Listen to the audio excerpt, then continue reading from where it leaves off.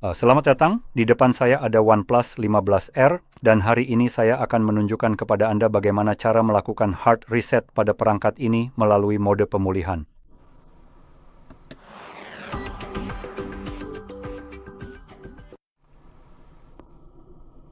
Jadi sebelum saya mulai, saya ingin menyebutkan beberapa hal penting dengan cepat. Jadi yang pertama, Anda bisa melakukan proses seperti ini, lebih tepatnya reset, untuk menghilangkan kunci layar yang mungkin sudah Anda atur dan Anda lupa. Mungkin anak Anda yang mengaturnya atau apapun alasannya, Anda bisa menghapusnya. Nah, dengan demikian, saat melakukan ini untuk menghilangkan kunci layar, kemungkinan besar perangkat Anda akan terkunci FRP. Ini terjadi ketika ponsel tersebut sebelum di-reset juga sudah masuk dengan akun Google. Jadi jika saya masuk ke menu pengguna dan akun, dan di sini saya memiliki akun Google, maka perangkat akan terkunci FRP. Dan maksudnya adalah seperti ini. Setelah proses reset selesai dan Anda masuk ke pengaturan awal, Anda akan dipaksa untuk memverifikasi baik kunci layar maupun akun Google. Dan jika Anda tidak bisa memberikan salah satu dari keduanya, Anda tidak akan bisa menyelesaikan pengaturan perangkat Anda, sehingga perangkat Anda hanya akan menjadi batu bata yang terang dan tampak mewah. Sekarang, mungkin saja Anda bisa menghapus atau melewati ini dengan pergi ke beberapa toko GSM yang menjual perangkat bekas. Mereka kadang-kadang menawarkan layanan seperti ini atau bahkan seringkali mereka melakukannya.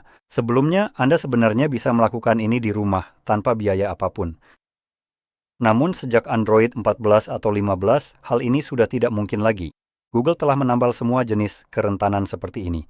Jadi saya sudah tidak punya lagi video seperti ini untuk direkam, sehingga orang-orang tidak bisa lagi melewati ini di rumah.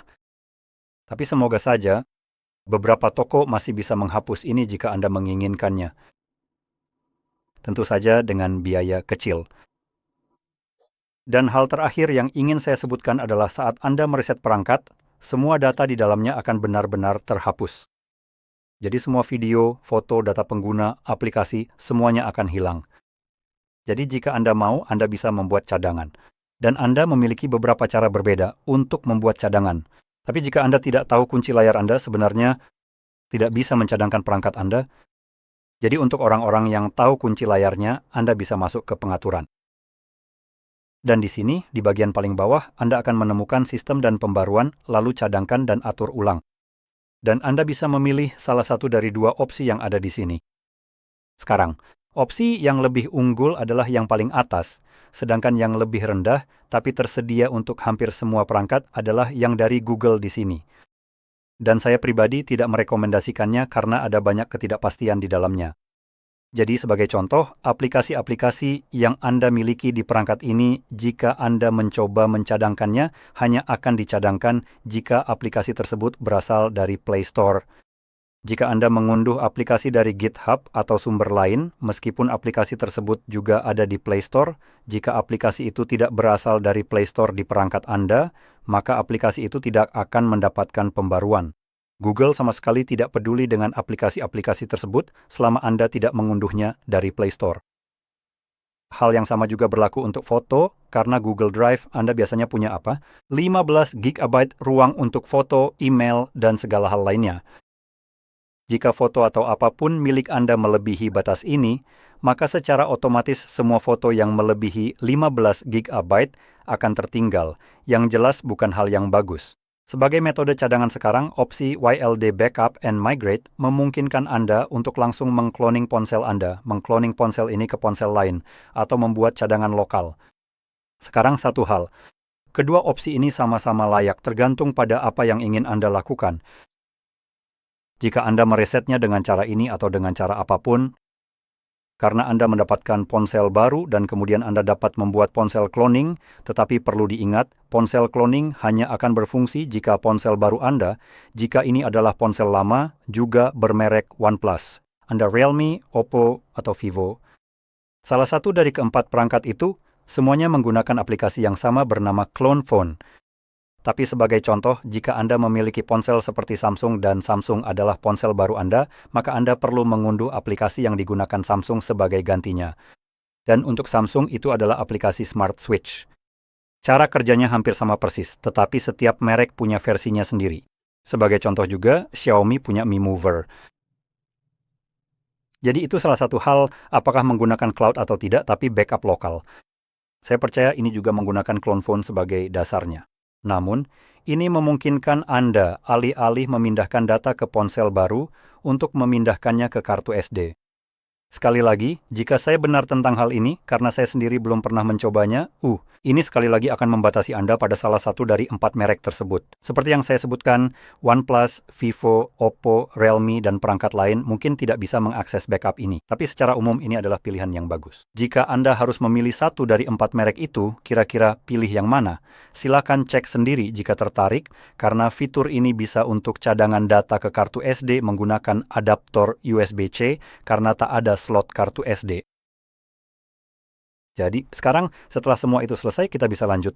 Jadi, pertama-tama, kita perlu mematikan perangkat kita. Dan tidak masalah apakah Anda mengenal layar Anda, suka atau tidak. Anda dapat menekan tombol daya dan tombol volume naik secara bersamaan yang akan menampilkan opsi booting. Dari sini. Geser ke bawah untuk mematikan perangkat Anda dan Anda akan merasakan getaran yang menandakan ponsel telah mati.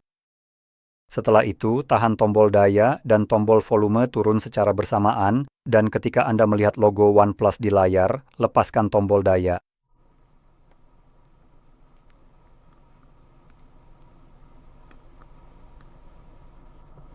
Sekarang saya akan mencerahkan kamera agar Anda bisa melihat opsi lainnya di sini. Seperti yang Anda lihat, sekarang ada lebih banyak opsi yang terlihat. Gak ada kontrol kecerahan di sini. Jadi saya mohon maaf untuk itu. Saya memang harus melebih-lebihkan ini, melebih-lebihkan latar belakangnya. Ini satu-satunya cara saya bisa menunjukkannya. Tapi bagaimanapun, di sini kita akan memilih bahasa yang diinginkan, dan untuk saya, bahasanya adalah bahasa Inggris. Selanjutnya, kita punya opsi untuk memformat data. Anda perlu mengkliknya, nanti akan muncul kode acak, benar? Anda bisa lihat sendiri. Saat ini kodenya 91,37, tapi jangan khawatir, ini sama sekali tidak berhubungan dengan kunci layar Anda.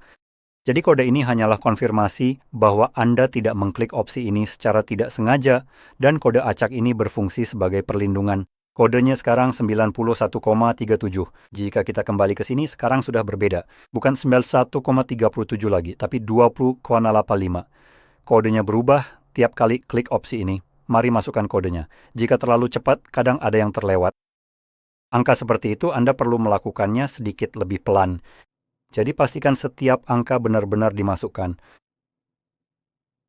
Dan setelah Anda mengetiknya dengan benar, akan muncul pop-up seperti ini. Format data. Semua data pengguna akan direset formatnya. Dan sekarang sudah selesai. Jadi kita akan klik OK. Dan ini akan secara otomatis mereboot perangkat dan melanjutkan proses reset yang akan memakan waktu kurang dari 1 menit. Jadi saya akan membiarkannya selesai dan kembali lagi setelah layar pengaturan sudah terlihat.